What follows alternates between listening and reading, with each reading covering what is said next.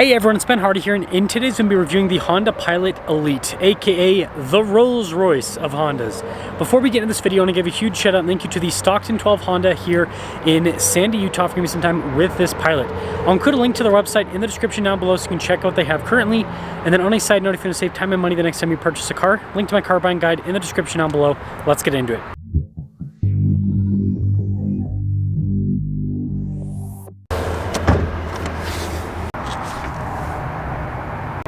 Under the hood, we have a naturally aspirated 3.5 liter V6 that goes through a 10-speed automatic transmission. Fuel economy is 19 around town and then 25 on the highway, with power outputs being 285 horsepower and then 262 pound-feet of torque. Before we move forward with this review, I do want to mention, if you want to see more videos just like this, then I recommend you subscribe because I post content every single day. So starting with the hood, I love the blue paint on this particular Elite. Definitely a cool color, better than, you know, black, white, gray like you usually see. And then really cool headlight design. It's kind of more boxy. You can see the chrome trim with the front end, but also the grille itself is actually blacked out. We do have more chrome trim down below, and then we actually have some fog lights. And so putting it all together, I think it looks pretty cool. Now around the side here, our tire wheel setup is 255 by 50 by 20 in the front and over in the rear. And you can see here with the wheels, you've got the silver with the metallic gray. And look at the fender flares, and then you can see the rest of the body work there with the kind of like silver trim. You've got more chrome trim at the bottom of the windows. And then here is your full side view with the Elite. Now take a look at the key fob. We got the Honda logo here. We have our lock and unlock function, remote start, and we also have the opening for the hatch. Just hold that down and it'll pop right open. Now popping into the rear of the Pilot, you can see a decent amount of storage space behind the third row. It's not enormous, but it gets the job done. And then underneath, got even more storage. We've got this button that you can press to basically close it. You got a 12 volt there as well. And with the seats, it is manual for the throw down operation. Just pull the strap and then you throw the seat down. See the headrests, they're pretty straightforward. But yeah, that's the back. We also have another button here to close it from the top. Now when it comes to the taillight design, again, boxy just like the front. You can see the Elite logo and then Pilot there, which is pretty cool, and the all-wheel drive badge.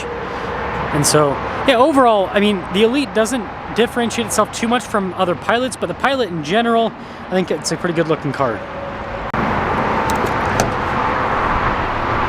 Now taking a look at the door panel in the back, you can see we've got a sunshade here. The rear passengers, I like this trim down below, and then this is cool, it goes across.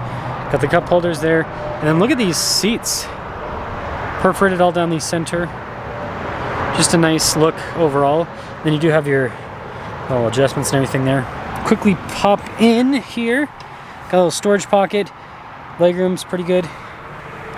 Got some vents here, we've got heated seats, we've got our own climate zone, charging ports as well. And it's cool to see it all closed with the sunshade up. It's kind of a nice thing. And then we'll quickly pop out here. So I can pull this forward. So there's a little button that you press, and then you can see it lets you push the seat like that. So here are the back seats. Pretty nice looking. Something to note though, I would reserve it for kids just like most SUVs in this size segment. And by the way, when you're done, look at that, boom, back into place. Now taking a look at the front door panel, we've got more of that soft touch trim here down below as well. All of our window controls, mirror adjustments. The mirrors do power fold in. Got memory seats, blind spot monitoring with the mirrors. And then here's the front seat there. Again, nice trim all down the center. All of our adjustments on the side. Got this to open up the hatch, your stability control, and then nice trim all across the dash.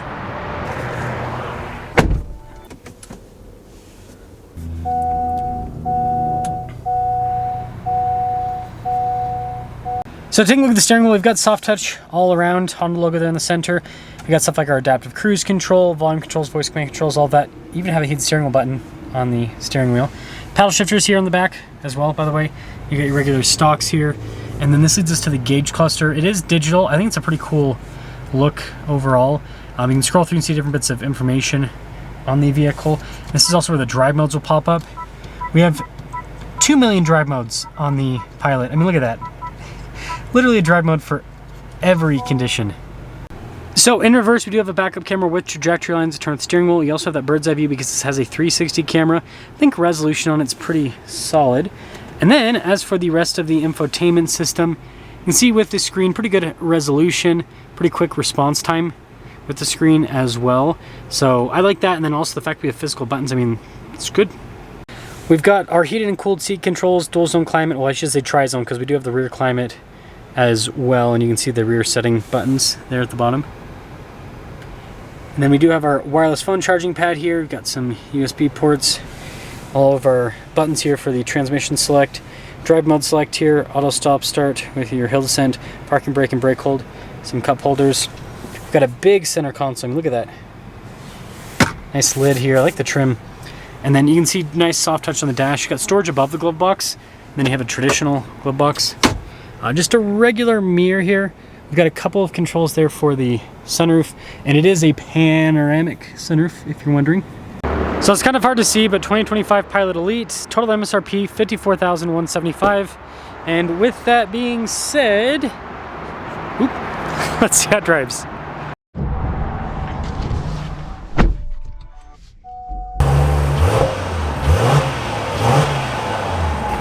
Let's talk about the visibility before we set off. Here's visibility of the hood, and hope you can see the heads up this way. Both the mirrors do have blind spot ring. And the rest of the rear. Let us set off in the Pilot Elite. Function not available. I still don't understand that. Every single time I pop into a Honda, I put my seatbelt on just like every other car, and it always just says function not available. I don't know what it is that I'm trying to use that the car doesn't want, because I don't know. It's just weird. It's just, it's one of those Honda quirks, I guess. So I'm reviewing this in pretty close proximity to my review on the Black Edition. And, you know, the Black Edition is a little bit more money. So I guess we'll answer the question of, should you still buy an Elite with the Black Edition existing? And is the Black Edition worth the extra money over the Elite here? Another good question. What I will say is comfortable seats. I like the fact that they're cooled. That's definitely a nice feature to have, especially now that we're getting a little bit later into the spring season here where it's getting kind of warm.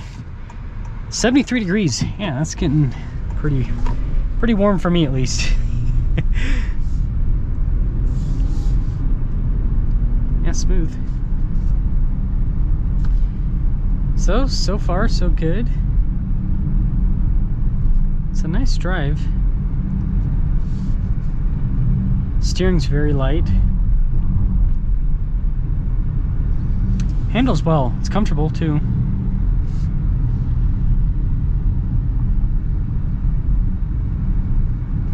Pretty quiet interior. There's an old Pilot. It's crazy how Honda took what I would call one of the ugliest cars in the market, the old Pilot, and turned it into this that's one of the best looking, you know, SUVs you can get now. And there's big competition for the Pilot, the CX-90.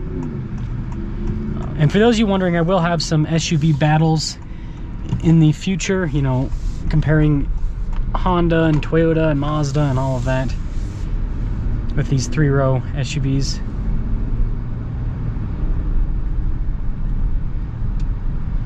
It's a nice drive. And I will say this road looks like it was recently resurfaced, so any car is going to feel smooth.